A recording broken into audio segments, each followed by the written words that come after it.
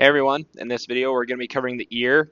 If you're following along in the textbook, this is our last thing that we have to learn. So congrats on making it through the course. Let's go ahead and get through this and be done with it. So number one is going to be your pinna or your auricule. Number two is that external acoustic meatus.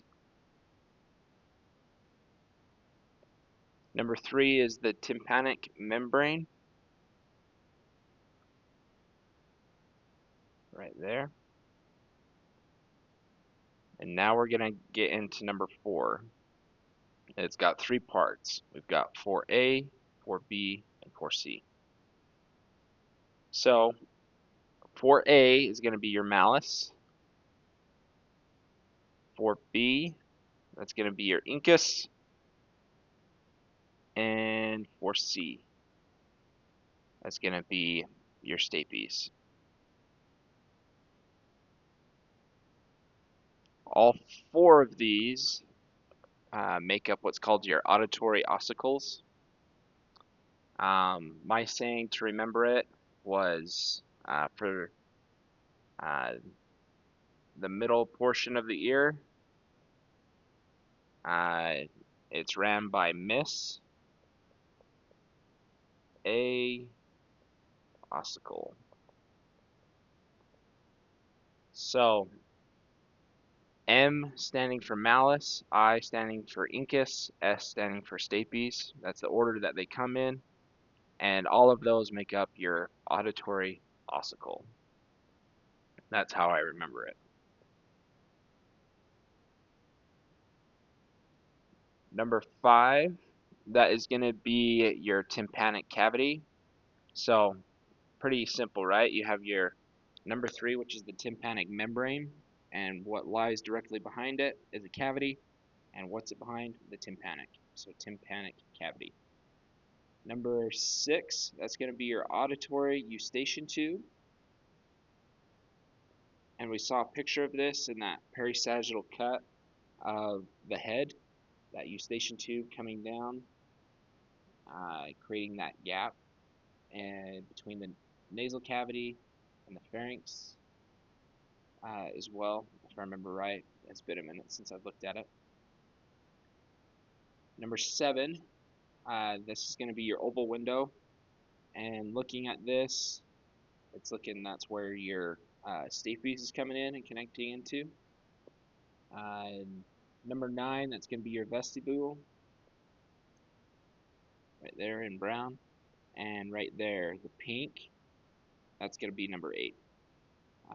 That is going to be your round window. So you have an oval window, a round window, and then your vestibule. And then 11 is going to be your cochlea right here.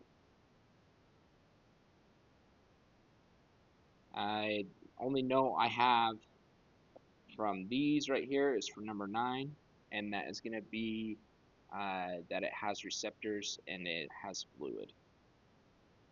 Okay. Number 10, these round things right here you're seeing, that's your semicircular canals, excuse me. And then we're going to come back here further into the inner ear, and this right here and this right here make up your vestibular cochlear nerve, that cranial nerve, right?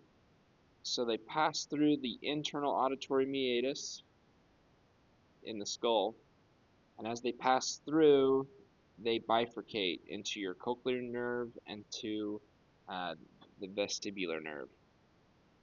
The other nerve that goes through that internal auditory meatus that we had to draw in is the spatial nerve, which is number 12.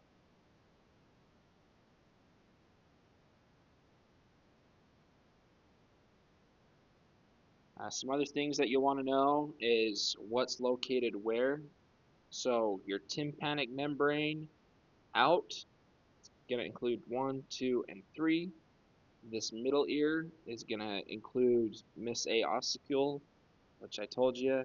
It's going to have that tympanic cavity, and that's it. And the start of that eustachian tube.